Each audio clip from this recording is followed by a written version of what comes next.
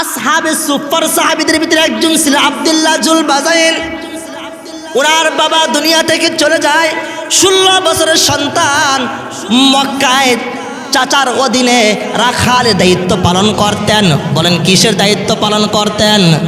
একটু জোরে বলেন কিসের দায়িত্ব পালন করতেন? রাখালের দায়িত্ব পালন করতেন।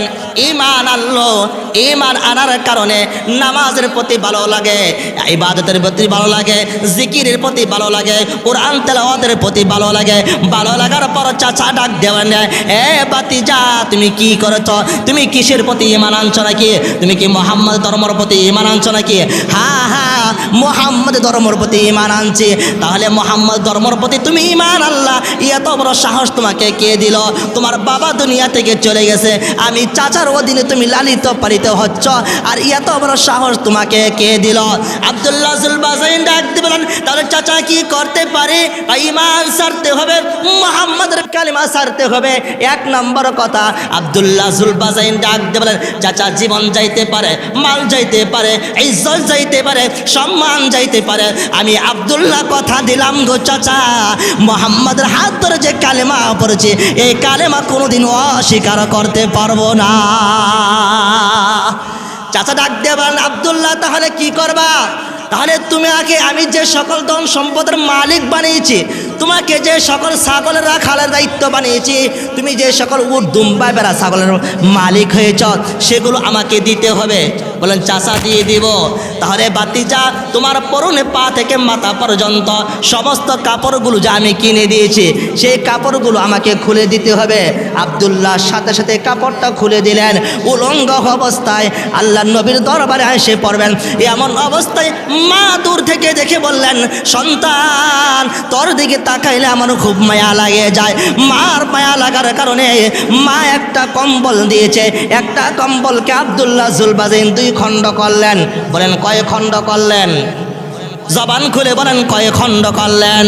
2 খণ্ড করার পর আব্দুল্লাহ জুল বাজাইন একটা কম্বল দিয়ে 2 খণ্ড, 1 খণ্ড গলার ভিতরে জড়িয়ে রাখলেন, আর 1 খণ্ড দিয়ে লজ্জা স্থানকে ডেকে রাখলেন। লজ্জা স্থানকে রেখে মক্কা থেকে মদিনায় চলে গেলেন। মদিনায় মসজিদের নববীর পাশে বসে রয়েছে আর গুনগুন করে কান্না করেছে। আল্লাহ নবী হুজরা মুবারক থেকে বের হয়ে আসলেন। কে তুমি? তোমার পরিচয় কি? বলছে আমার পরিচয় আব্দুল উজ্জা। ইয়া নবী আল্লাহ, আমি কালেমা পড়ার কারণে, ঈমান আনার কারণে আমাকে শাস্তি দেওয়া হচ্ছে, আমার ইজ্জত দিতে হয়েছে, মাল দিতে হয়েছে, সম্মান দিতে হয়েছে। ইয়া রাসূলুল্লাহ সব দিয়েছি, কিন্তু ঈমান আনার কারণে। আল্লাহ নবী সাহাবায়ে কেরামকে ডাক দিলেন, আসহাবে সুফা সাহাবীদেরকে ডাক দিলেন, সাহাবীরা রে, আব্দুল্লাহ জুল বাজাইনকে তোমরা নিয়ে যাও, আব্দুল্লাহ জুল বাজাইনকে নিয়ে তোমরা কোরআন শিক্ষা দাও। আব্দুল্লাহ জুল বাজাইন নতুন সাহাবী, ঈমান এনেছে, বেশি বেশি কোরআন তেলাওয়াত করে। একজন সাহাবী ঘুমাইতে পারে না, এমন অবস্থায় ঘুমাইতে পারে না, ঘুমের সমস্যা হয়। আল্লাহর নবীর কাছে বিচার দিলেন। হয়তো ওমর রাদিয়াল্লাহু তাআলা যায় বলেন, ইয়া রাসূলুল্লাহ, এই সাহাবীর কারণে অন্যান্য সাহাবীদের কষ্ট হয়, ঘুমাইতে পারে না। আল্লাহর নবী উমরকে ডাক দিলেন, এ উমর, আমার আব্দুল্লাহ জুল বাজাইন ঈমানের জন্য এত পরিমাণ কষ্ট করেছে, তাকে বেশি বেশি কোরআন তেলাওয়াত করার সুযোগ করে দাও, তাকে বেশি বেশি কোরআন তেলাওয়াতের ব্যবস্থা করে দাও। আব্দুল্লাহ জুল বাজাইনকে তোমরা কেউ কিছু বলিও না। আল্লাহর নবী কিছুদিন পর তাবুকের যুদ্ধের জন্য ডাক দিলেন। তাবুকের যুদ্ধের জন্য সাহাবায়ে আজমাইনকে বললেন, আমার সাহাবীরা রে, কার বাড়িতে কি রয়েছে তাড়াতাড়ি নিয়ে আসো, যুদ্ধের ময়দানে যাব। একজন সাহাবী যুদ্ধের ময়দানে যাওয়ার জন্য অনেক কিছু নিয়ে এসেছে। আবু বকর যুদ্ধের ময়দানে যাওয়ার জন্য মাল সামান নিয়ে এসেছে, উমর নিয়ে এসেছে, উসমান নিয়ে এসেছে। আব্দুল্লাহ জুল বাজাইন ডাক দিয়ে বলেন, ইয়া রাসূলুল্লাহ, আমি কি নিয়ে আসবো? আমি কি তাবুক যুদ্ধে যাব না? আল্লাহর নবী ডাক দিলেন, আব্দুল্লাহ রে, তাহলে তুমি যুদ্ধের ময়দানে কি নিয়ে আসবা? আব্দুল্লাহ ডাক দিল, ইয়া রাসূলুল্লাহ, আমি যে তাবুকে যুদ্ধের ময়দানে যাব আর মাল আর সামান জানবো, এটা তো আমার বাড়িতে এই পরিমাণ জিনিস আমার কাছে নাই। আল্লাহর নবীর কাছে ডাক দেবেন। আব্দুল্লাহ জুলবাজাইন চোখের পানি ছেড়ে দিয়ে বলেন, ইয়া রাসূলুল্লাহ, সমস্ত সাহাবী যুদ্ধের ময়দানে যে যুদ্ধে শহীদ হয়ে তারা শহীদের মর্যাদা পাবে, যারা যুদ্ধ ময়দান থেকে ফিরে আসবে তারা গাজী হবে। তাহলে আমি আব্দুল্লাহ কি যুদ্ধের ময়দানে শহীদ হইতে পারবো না, কি গাজী হইতে পারবো না? আল্লাহর নবী ডাক দেন, আব্দুল্লাহ রে, মহান আল্লাহর কাছে দোয়া করে দিলাম, মহান আল্লাহ তোকে বিনা যুদ্ধে শহীদের মর্যাদা দান করবে। সুবহানাল্লাহ। আব্দুল্লাহকে বললেন, আব্দুল্লাহ কান্নাকাটি করে, ইয়া রাসূলুল্লাহ, আপনি কেমন কথা বললেন? বিনা যুদ্ধে আমি শহীদের মর্যাদা পাবো? আল্লাহ নবী যুদ্ধের ময়দানে যাচ্ছেন, এমন অবস্থায় আব্দুল্লাহ জুলবাজাইন অসুস্থ হয়ে গেলেন, জ্বর হয়ে গেল। এক এক করে আল্লাহ নবী আব্দুল্লাহ জুলবাজাইনকে ডাক দিলেন। সাহাবীরা ডাক দিল, আল্লাহ নবী গো, আপনার সাহাবী আব্দুল্লাহ জুলবাজাইন অসুস্থ হয়ে গেছে। আব্দুল্লাহ জুলবাজাইনকে আল্লাহ নবী কুলের উপর বসাইলেন। কুলের উপর বসাইয়ে আব্দুল্লাহ জুলবাজাইনকে আল্লাহ নবী আদর্শ আগ দিচ্ছেন। এমন অবস্থায় আব্দুল্লাহ জুলবাজাইন রাসূলুল্লাহর রানের উপর চেহারা রেখে আল্লাহর দরবারে চলে গেলেন। বলুন সুবহানাল্লাহ। আব্দুল্লাহ জুলবাজাইনকে যখন আল্লাহর নবী এমন অবস্থায় দেখে বললেন, সাহাবীদেরকে বললেন, সাহাবীরা রে, তোমরা আব্দুল্লাহ জুলবাজাইনের কবরের ব্যবস্থা করো, কাফনের ব্যবস্থা করো। আব্দুল্লাহ জুলবাজাইনকে কবরে নামানো হবে। কবর খনন করা হলো, কাফন দাফনের ব্যবস্থা করা হলো। আর দূর থেকে সাহাবী আব্দুল্লাহ ইবনে মাসউদ ডেকে বলতেছেন, আব্দুল্লাহ ইবনে মাসউদ ডেকে বলেন, দেখেন কবরের ভিতরে একজন ব্যক্তি নেমে দাঁড়িয়ে আছেন, আর দুইজন ব্যক্তি লাশটা কাঁধে করে নিয়ে দাঁড়িয়ে আছেন, আর একজন ব্যক্তি টিম বাতির আলো নিয়ে দাঁড়িয়ে আছেন। আর যিনি কবরে দাঁড়িয়ে আছেন উনি সবাইকে ডাক দিয়ে বলছেন, ওই দুইজন ব্যক্তিকে ডাক দিয়ে বলছেন, যেই দুইজন ব্যক্তি লাশটা ধরে রয়েছে, কাদের ভিতরে ধরে রয়েছে, ওই দুইজন ব্যক্তিকে কবরওয়ালা ব্যক্তি ডাক দিয়ে বলছেন, সাবধান সাবধান সাবধান, এটা মহান ব্যক্তির লাশ, এই লাশের সাথে তোমরা কেউ বেয়াদবি তোমরা করিও না। আব্দুল্লাহ ইবনে মাসউদ ডাক দিয়ে বলেন, এত সুন্দর কথা কে বলল? আর এত সুন্দর বাতির আলো নিয়ে কে দাঁড়িয়ে আছে? এমন অবস্থায় আব্দুল্লাহ ইবনে মাসউদ কবরের পাশে গেলেন। কবরের পাশে যাওয়ার পর যায় দেখেন, যিনি কবরে বসে দাঁড়িয়ে আছেন তিনি কেউ নয়, আপনার আমার নবী সাইয়্যিদুন নবী মুহাম্মদ রাসূলুল্লাহ সাল্লাল্লাহু আলাইহি সাল্লাম। আল্লাহর নবী বললেন, আব্দুল্লাহর জুলবাজাইন লাশটা আমার কাছে দাও। আব্দুল্লাহ জুলবাজাইন লাশটা যখন রাসূলের কাছে দেওয়া হলো, আর দুইজন ব্যক্তি লাশ নিয়ে দাঁড়িয়ে ছিল। ওর দুইজন ব্যক্তি এমন কোন সাহাবী গো, এমন উঁচু মাকামওয়ালা সাহাবী, যে সাহাবী হলেন হযরত আবু বকর আর ওমর রাদিয়াল্লাহু তাআলা। আবু বকর ওমর রাদিয়াল্লাহু তাআলা দুইজন ব্যক্তি লাশটা কাঁধে করে নিয়ে কবরে রাখলেন। আর কবরে যিনি দাঁড়িয়ে আছেন নবী মুহাম্মদ রাসূলুল্লাহ, আর টিম আলো বাতি নিয়ে দাঁড়িয়ে আছেন হযরত বেলাল রাদিয়াল্লাহু তাআলা। দূর থেকে আব্দুল্লাহ মাসউদ ডাক দিয়ে বলেন, এই কে রে, তোমরা কে? এত সৌভাগ্যবান ব্যক্তি কে, যার লাশ রাসূল নিজে শোয়াচ্ছেন। হায় হায়, আসমানের মালিক, জমিনের মালিক, আজকে যদি আব্দুল্লাহ জুলবাজাইন লাশ যদি আব্দুল্লাহ না হয়ে আমি যদি মাসউদ হইতাম, তাহলে কতই না ভাগ্যবান আমি হয়ে যাইতাম। আল্লাহ তাআলা কোরআনের ভিতরে জন্য বলছেন, আমিনু কামা আমানান নাস, তোমরা ঈমান আনো ওই সকল লোকদের মতন। আল্লাহর নবী বলেছেন, আসহাবি কান্নুজুম বিআইহিম ইয়াকতাদাইতুম ইহতাদাইতুম। তাহলে আল্লাহর নবী বলেছেন, তাহলে আব্দুল্লাহর জন্য নবী সাল্লাল্লাহু আলাইহি সাল্লাম বলেছেন, বিনা যুদ্ধে শহীদের মর্যাদা দান করেছেন কে বলেন? আবার বলেন, কে দান করেছেন? তাহলে মুহতারাম হাজরিন, নিজের জবানকে হেফাজত রাখতে পারবো না বলেন? নিজের লজ্জা স্থানকে হেফাজত রাখতে পারবো না বলেন?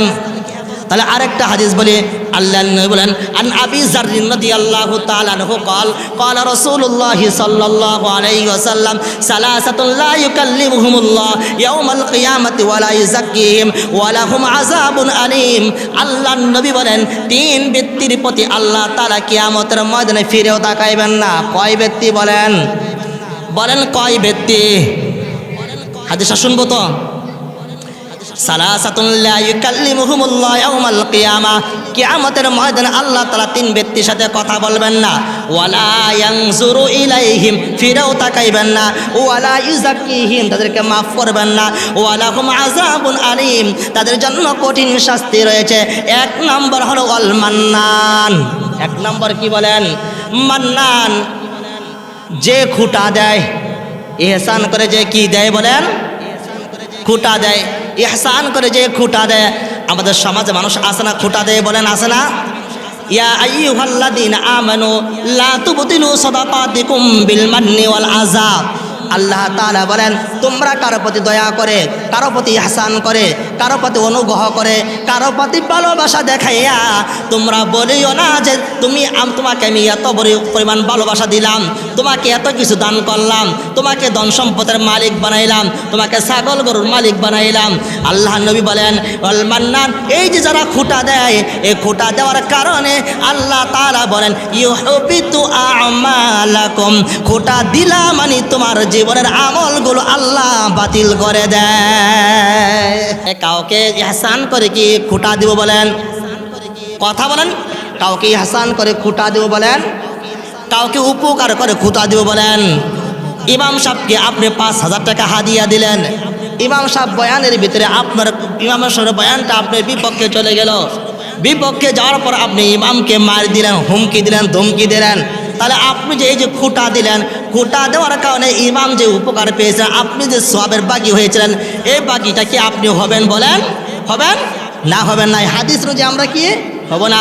2 নম্বর ওয়াল মুসবিলু ইজারাহু। যুবক ভাইরা মনে রাখবেন, বৃদ্ধ বাবাজিরা মনে রাখবেন, মা বোনেরা আপনারা আপনাদের সন্তানদেরকে বুঝটা দিবেন। 2 নম্বর হলো ওয়াল মুসবিলু ইজারাহু, যেই সকল যুবকরা, যেই সকল ভাইয়েরা টাকনুর নিচে কাপড় পরিধান করে, বলেন কিসের নিচে কাপড় পরিধান করে বলেন? টাকনুর নিচে কাপড় পরিধান করে। আল্লাহ নবী বলেন ওরাকে দেখায় না, আপনারটাও দেখেন, মা আসফালা মিনাল কাবাইনি মিনাল ইজারি ফিন্নার। আল্লাহ নবী বলেন টাকনুর নিচের অংশটুকু জাহান্নামে যাবে। আলেম ওলামা এখানে আছেন, টাকনুর নিচের অংশটা কোথায় যাবে বলেন? জাহান্নামে যাবে। ওয়াল মুসবিলু ইজারাহু, টাকনুর নিচে কোনো পুরুষ কাপড় পরিধান করতে যাবে। কোনো যুবক বললে আপনারা মুরব্বী বাবারা কি নিষেধ করবেন? কি বলেন? নিষেধ করবেন। আর দুমকে আর হুমকি দিয়েন না যে আর তোর বাবা তো এমন ছিল, তুই এমন করলি কে? না, বুঝ দিবেন। বুঝ দিতে পারবো না আমরা? হ্যাঁ। ওয়াল মুসবিলু ইজারাহু। 3 নম্বর হলো ওয়াল মুনাফিকু সিলাতাহু বিল হালিফিল কাযিব, মিথ্যা কসম দিয়ে মাল বিক্রি করা। আমাদের সমাজে নাই মনে হয়, মিথ্যা কসম দিয়ে মাল বিক্রি করা। আপনি দোকান পানি বোতলটা কেনার জন্য গেলেন, আপনি জানেন পানি বোতলটা সে 20 টাকা দিয়ে কিনেছে, সে বলল যে খুদার কসম, আল্লাহর কসম, আমি ময়মনসিংহ থেকে ফুলবাড়িয়া থেকে আমি 30 টাকা দিয়ে কিনে নিয়ে আসছি। কথায় কথায় বলে না, খুদার কসম, আল্লাহর কসম। না না না, এই কথা বলা যাবে না। আল্লাহ নবী বলেছেন ওয়াল মুনাফিকু সিলাতাহু বিল হালিফিল কাযিব, মিথ্যা কসম দিয়ে মাল বিক্রি করা যাবে না। তাহলে 1 নম্বর কি পাইলাম? ইহসান করে, উপকার করে খুঁটা দেওয়া যাবে না। 2 নম্বর ওয়াল মুসবিলু ইজারাহু, টাকনুর নিচে পুরুষ কাপড় পরিধান করতে পারবে না। 3 নম্বর বললাম মিথ্যা কসম দিয়ে মাল বিক্রি করা যাবে না। এখন আসি মেয়েদের কাছ দিকে আসি এখন। নারীদের ভিতরে বলা হচ্ছে, আল্লাহ নবী বলেন নারীদেরকে আল্লাহ তাআলা এত পরিমাণ সম্মান আর ইজ্জত দান করেছেন, পুরুষদের থেকে নারীদের জান্নাতে যাওয়া সহজ আরো বেশি, ঠিক কিনা বলেন? কারণ পুরুষ যে কাজগুলো করতে পারে নারী ওই কাজ করতে পারে না, নারী যে কাজ করতে পারে পুরুষ সেই কাজ করতে পারে না। আরে পুরুষ কি সন্তান ধারণ করতে পারে বলেন? তাহলে যেই নারী যেদিন থেকে সন্তান ধারণ করবে, প্রতিটা মুহূর্তের ভিতরে মহান আল্লাহ রহমত দান করেন ওই নারীর জন্য, ঠিক কিনা বলেন?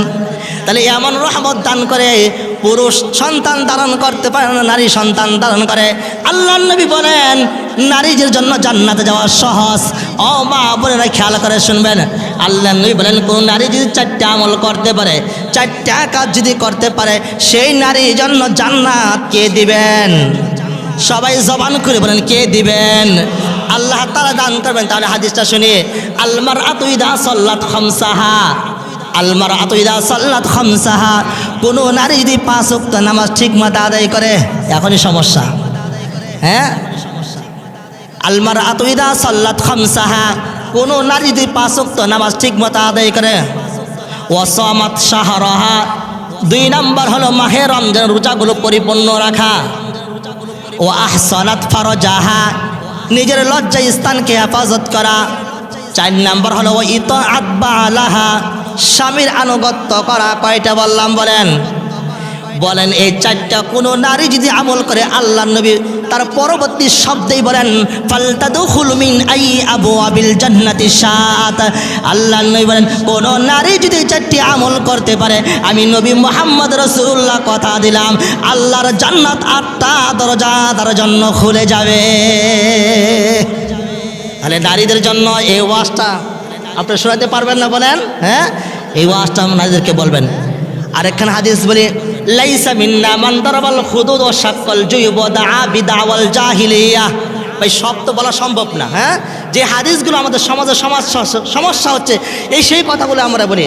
তাহলে আরেক হাদিস শুনি লাইসা মিন্না মান দারাবাল খুদুদ ওয়া শাক্কাল জুয়ুব ওয়া দাআ বিদাওয়াল জাহিলিয়া। আল্লাহর নবী বলেন আমাদের সমাজে অনেক সময় স্ত্রীর স্বামী মারা যায় কিনা বলেন, সন্তান মারা যায় কিনা বলেন, বাবা মারা যায়, মা মারা যায়, কারণ মানুষ মারা যাবে, এটাই স্বাভাবিক। আল্লাহ নবী বলেন লাইসা মিন্না, ওই নারী আমার উম্মতের অন্তর্ভুক্ত নয়, ওই পুরুষ উম্মতের অন্তর্ভুক্ত নয়। লাইসা মিন্না মান দারাবাল খুদুদ, গাল থাপড়ায় আর হাই উতাস করে না আপনাদের সমাজে? হ্যাঁ, গাল থাপড় হাই হুতাশ করে যে হাই হাই আল্লাহ আমাকে কি করলো। লাইসা মিন্না মান দারাবাল খুদুদ ওয়া শাক্কাল জুয়ুব ওয়া দাআ বিদাওয়াল জাহিলিয়া, জামার বোতামগুলো ছিঁড়ে ফেলে। পুরুষ ভাইরা শুনে রাখবেন, গিঞ্জি ছিঁড়ে ফেলে, শার্টের বোতাম ছিঁড়ে ফেলে, মহিলারা বোতাম ছিঁড়ে ফেলে, নিজের কাপড় ঠিক মতো রাখে না। আল্লাহর নবী বলেন যারা এই কাজগুলো করবে, শুধু নারী নয় পুরুষ নয়, লাইসা মিন্না, ওই নারী পুরুষ আমার উম্মতের কাতারে শামিল থাকবে না।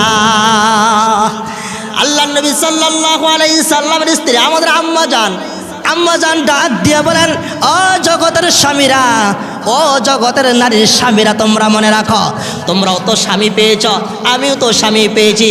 তোমাদের তো সূর্য ওঠে, আমারও তো সূর্য ওঠে। জানোনি তোমাদের সূর্যটা দিনের বেলা উঠে আর তোমাদের সূর্যটা দিনের বেলা আলো দেয়। আর আমি আম্মা জানের আয়েশা বলেন আমার ঘরে এমন একটা সূর্য যখন চমকায়, জানোনি কেমন করে চমকায়? আমার সূর্যটা দিনের বেলা চমকায় না, রাত্রের বেলায় আমার সূর্যটা এমন করে চমকায় যে সূর্যের আলোয় আম্মা জান ডাক দিয়ে বলেন আমি যদি শুয়ের কাজ করি তাহলে নবুয়তে মুহাম্মদ রাসূলুল্লাহর নবুয়তের সূর্যর আলো দিয়ে আমি রাত্রের বেলা শুয়ের কাজ করতে আমার সমস্যা হয় না। এই জন্য কবিতার ভিতরে বলেন সুব্বাত আলাইয়া মাসাইবুল লাউ আন্নাহা, সুব্বাত আলাইয়া মাসাইবুল লাউ আন্নাহা, সুব্বাত আলাল আইয়ামি সিরনা লায়ালিহা। তাহলে আম্মা জান ডাক দেবেন ও জগতের স্বামীরা, ও জগতের নারীরা, আমি নবী রাসূল মুহাম্মদ রাসূলুল্লাহর কথাগুলো তোমরা বিশ্বাস করা ঈমানে পরিণত করতে পারো। আমি আম্মা জান তোমাদেরকে জবান দিয়ে কথা দিলাম কিয়ামতের ময়দানে নবী মুহাম্মদ রাসূলুল্লাহর পাশে তোমরা জান্নাতে থাকবা। বলুন সুবহানাল্লাহ। তাহলে মুহতারাম হাজিরিন, আল্লাহ নবী সাল্লাল্লাহু আলাইহি সাল্লামের সাহাবী আরেকজন সাহাবীর ঘটনা শুনে আবু হুযাফা রাদিয়াল্লাহু তাআলা একজন সাহাবী, তিনি 10 বছরের একজন সাহাবী ছিলেন। সাহাবীর বয়স কত ছিল বলেন? কয় বছর ছিল? নবী মুহাম্মদ রাসূলুল্লাহ মদিনা থেকে মক্কার পথে যাচ্ছেন যুদ্ধ করার জন্য যাচ্ছেন। এমন অবস্থায় তাবু গাড়লেন। তাবু গাড়ার মুহূর্তে আল্লাহ নবী বেলালকে ডাক দিলেন, বেলাল তুমি আজান দাও। আল্লাহ নবী বেলালকে বললেন আজান দেওয়ার জন্য। বেলাল আজান দিলেন। আর বেলালের আজান গুলো শুনে কাফেরের বাচ্চা, ইহুদির বাচ্চারা ব্যঙ্গচিত্র করতে লাগলো। 10 বছরের বাচ্চা কি বুঝে বলেন? 10 বছরের বাচ্চা কি তেমন কিছু বুঝে বলেন? তেমনটা বুঝে না। ইসলাম সম্পর্কে তাদের তেমন কোনো ধারণা আছে বলেন? ধারণা নাই। তাহলে কাফেরের বাচ্চা যখন বেলাল রাদিয়াল্লাহু তাআলা আজানকে ব্যঙ্গচিত্র করতে লাগলো, বেলাল আজান দেয় আল্লাহু আকবার, আল্লাহু আকবার। আর কাফেরের বাচ্চারা বেলালের আজানকে ব্যঙ্গ করতে লাগলো। এক পর্যায়ে বেলাল আজান শেষ করলেন। বেলাল আজান শেষ করে আল্লাহর নবী ডাক দিলেন, এই কে রে তোমরা এমন করে আজান ব্যঙ্গাচ্ছ? সমস্ত শিশুরা পালিয়ে গেল। আল্লাহর নবী সাহাবীদেরকে বললেন তাকে ধরে নিয়ে আসো।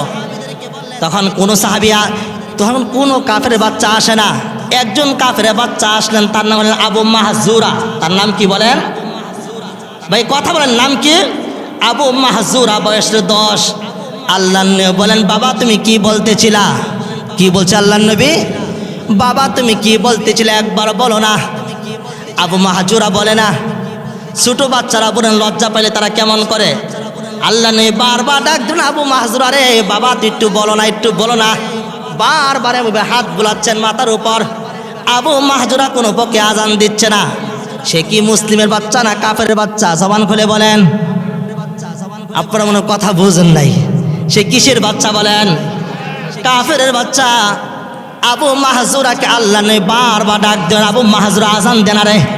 কি বলছালা দেও না। আবু মাহজুরা একবার ডাইনে তাকায়, একবার বামে তাকায়, সামনে তাকায়, পিছনে তাকায়, দেখি কেউ আমাকে দেখে কিনা। দেখে কোনো আশেপাশে কোনো মানুষ নাই। আল্লাহ নবী বলেন, আবু মাহজুরা রে ডাইনে কোনো মানুষ নাই, বামে কোনো মানুষ নাই, সামনে কোনো মানুষ নাই, পিছনে কেউ নাই, আমি একাই নবী মুহাম্মদ রাসূলুল্লাহ। জবান খুলে একবার বলুন না সুবহানাল্লাহ। আল্লাহ নবী বলেন, আবু মাহজুরা রে বাবা বারবার বলছে আজান দেন আর একটু দেনা। এখন বলেন কাফের আর বেঈমান ইহুদি নাসারা মুশরিক যাদেরকে বলেন, তারা সবাই আল্লাহকে আল্লাহ বলে স্বীকার করে। আল্লাহকে আল্লাহ বলে তারা কি করে বলেন? স্বীকার করে। কিন্তু আমরা এক আল্লাহকে এক বলে জানি, কিন্তু তারা এক আল্লাহকে এক বলে স্বীকার করে না, আরো অনেকগুলো মিশায়। যে বৃষ্টির জন্য একজন আল্লাহ, রিজিকের জন্য একজন আল্লাহ, আমার কথা বলার জন্য একজন আল্লাহ। তারা 33 খুদা, 33 দেবতারা তারা মানে। তাহলে আমরা কয়জনকে রব বলে স্বীকার করি বলেন জবান খুলে? সবাই জবান খুলে বলুন না কয়েকবার। আবু মাহজুরা আজান দেয় না। এখন বারবার রাসূলুল্লাহ নিকশ করার পর বললেন, তখন আল্লাহ নবীর সামনে বলেন আল্লাহু আকবার, আল্লাহু আকবার। এখন আল্লাহ নবী বলেন, আবু মাহজুরা পরের শব্দটা উল্লেখ করে না। এখন আল্লাহু আকবার থেকে পরের শব্দটা আরো ভয়ঙ্কর বেশি। পরের শব্দটা আর উল্লেখ করে না। আশহাদু আল্লা ইলাহা ইল্লাল্লাহ এটা বললে তো সাক্ষী দিতে লা ইলাহা ইল্লাল্লাহ। আল্লাহ নবী বলেন, বাবা একটু বলো না, একটু বলো না। বারবার বলার পর এখন বলে আশহাদু আল্লা ইলাহা ইল্লাল্লাহ, আশহাদু আল্লা ইলাহা ইল্লাল্লাহ। পরের শব্দ আর বলে না। এখন আল্লাহ নবী বলেন, বাবা পরের শব্দটা কি বলে না। এখন বলেন আল্লাহু আকবার, আশহাদু আল্লা ইলাহা ইল্লাল্লাহ। এই দুইটা শব্দের থেকে সব থেকে ভয়ঙ্কর শব্দ আশহাদু আন্না মুহাম্মাদুর রাসূলুল্লাহ, ঠিক কিনা? আশহাদু আন্না মুহাম্মাদুর রাসূলুল্লাহ এখন বলতে চাই না। এখন আল্লাহ নবী বারবার রিকোয়েস্ট করার পর বললেন, কি বলছো না একবার বলো না। বলার পর বলেন আশহাদু আন্না মুহাম্মাদ রাসূলুল্লাহ। এমন করে এক এক করে আজান দেওয়া শেষ করলেন। আজান দেওয়া শেষ করার পর আবু মাহজুরাকে ডাক দিবেন, বাবা যা তোর জন্য দোয়া করে দিলাম, আল্লাহ তাআলা তোকে যেন মক্কার মুয়াজ্জিন হিসাবে কবুল করে নে, বলুন সুবহানাল্লাহ। আবু মাহজুরা চলে যায়। আবু মাহজুরা চলে যাওয়ার পর আল্লাহ নবীকে ডাক দেবেন, ওগো পয়গম্বর আপনি আমাকে কেমন করে কি পড়াইলেন, আমার তো আর ভালো লাগে না, আমার ভালো লাগে না। ওগো পয়গম্বর পাগল তো আমি ছিলাম না, আপনি আমাকে পাগল বানাইলেন।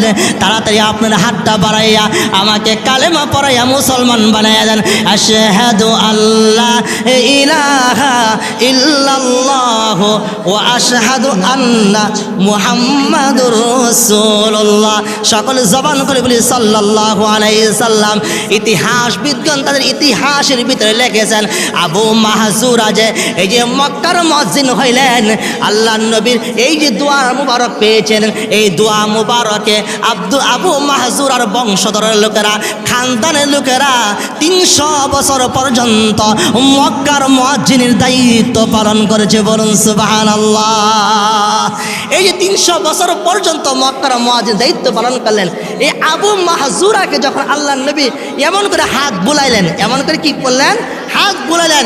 ইতিহাসের পাতার ভিতরে পাওয়া যায় এই মহিলার চুলগুলো শুধু ছিল মহিলাদের মতন, এই পুরুষের চুল ছিল কি মহিলাদের মতন, নারীদের মতন। কেন?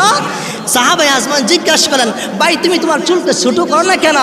না, আমি আমার চুলকে ছোটো করব না, কারণ যেই চুলের উপর রাসূলুল্লাহ নিজে হাত বুলাইছেন, রাসূলুল্লাহর কদম লেগেছে, রাসূলুল্লাহ কদম দিয়ে তিনি মক্কায় আসছেন, আসার পর তিনি আমার চুলের উপর হাত বুলাইছেন, এই চুল আমি কাটতে পারবো না। কিয়ামতের ময়দানে এই ভালোবাসা দেখাইয়া আল্লাহর দরবারে উঠে বলবো, তোমার নবীর জন্য আমি ভালোবাসা রেখে এই চুলগুলো কাটি নাই। তাহলে আপনাদের সমাজে, আমাদের সমাজে যারা লালন গীতি গান গায়, যারা শিরক পূজার গান গায়, যারা খারাপি খবাসাত নিয়ে রাত উল্লাস করে, তারা কোন আল্লাহর ওলির অনুসরণ করে বলেন? তারা কোথায় হাদিস পেল? তাদেরকে জিজ্ঞাসা করলে বলে যে না, এটা তো আমরা হাদিস কোনে পেয়েছি, না এটা তো পাওয়া যায় না। ওই সাহাবীরা গেছিলেন রাসূলের আশিক আর ভালোবাসার জন্য, আর আপনারা আমাদের সমাজের লালন গীতি মানুষগুলো রাখে নিজেদেরকে দেখানোর জন্য, নিজেদেরকে নিজেরা দাবি করে যে আমরা খাঁটি আল্লাহর ওলি। এই জন্য মনে রাখবেন, ক্বালা আনা খায়রুম মিন খালাকতানি মিন নার ওয়া খালাকতাহু মিন তিন। যারা অহংকার করে তাদের অধঃপতন কে দান করেন বলেন? সবাই কথা বলেন, কে দেন অধঃপতন? আল্লাহ তাআলা দেন। ইবলিস অহংকার করেছিল, অহংকার করে ইবলিস ছিল মুআল্লিমুল মালাইকা, তিনি ফেরেশতাদের তিনি শিক্ষক ছিলেন। যেই শিক্ষক অহংকার করার কারণে আল্লাহ তাআলা বলেন, যা ইবলিস, কিয়ামত পর্যন্ত আমার উম্মতগুলো তোকে ধিক্কার জানাবে, তোকে খারাপ আর বাঁকা ভাষায় তোকে গালি দিবে। তাহলে আমরা ইবলিসের পথ অনুসরণ করব নাকি কোরআন ও সুন্নাহর পথ অনুসরণ করব বলেন? কোরআন সুন্নাহর পথ। তাহলে এই যে আপনাদের মাদ্রাসা, মনাকুশা ফুরকানিয়া মাদ্রাসা, এই দিনের মার্কাজগুলো আমাদের উঁচু করা দরকার আছে কিনা বলেন? এখন আপনারা জবান খুলে বলেন, মসজিদের ইমাম তৈরি হয় বলেন এই সকল মাদ্রাসা থেকে নাই? বলেন বলেন এই সকল মাদ্রাসা থেকে পরেই তো মসজিদের ইমাম তৈরি হয়। আসহাবে সুফা 70 জন সাহাবী কেমন ছিল জানেন? আসহাবে সুফা সাহাবায়ে আজমাইনদের অবস্থা এমন ছিল, অসহায় দুর্বল ছিল। ইতিহাসের পাতায় বলা হয়, তারা যখন 70 জন সাহাবী একসাথে ছিলেন, তাদেরকে একটা কম্বল হাদিয়া দেওয়া হয়। কয়টা কম্বল? একটা কম্বল হাদিয়া দেওয়ার পর একটা কম্বলকে 70টা খণ্ড করা হয়। সেই 70টা খণ্ড করে এক একজন সাহাবী নিজেদের লজ্জা স্থানকে হেফাজত করে। তাহলে সেই আসহাবে সুফা থেকে নিয়ে আজ পর্যন্ত বাংলার আনাচে কানাচে যে সকল মাদ্রাসাগুলো আছে, সে মাদ্রাসাগুলো আলো আর বাতি জ্বালানোর দায়িত্ব আপনার আমার কিনা, ঠিক কিনা বলেন?